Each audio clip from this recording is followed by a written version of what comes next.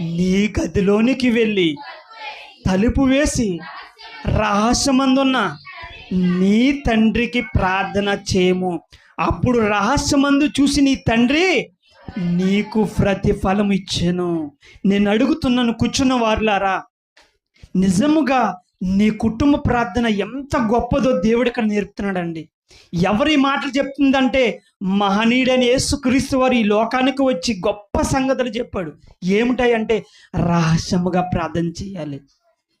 మన అరుపులు కేకలు వేసి ప్రార్థన చేయమన్నాడు అంటలేదు దేవుడు, రహస్యముగా ప్రార్థన చేయమన్నాడు. అండ్ ఎంతమంది ప్రార్థన చేస్తున్నారు కుటుంబ ప్రార్థన? నేను అడుగుతున్నాను. కుటుంబ ప్రార్థన లేకపోతే వారి కుటుంబంలో సమాధానాలు ఉండవు, రక్షణ దినం ఉండదు, అసలు ఆ కుటుంబానికి అసలు దీవెనలే ఉండవండి. నేను అడుగుతున్నాను, నీ కుటుంబానికి ఇదిగో శాంతి కలగాలన్న, దీవెనగా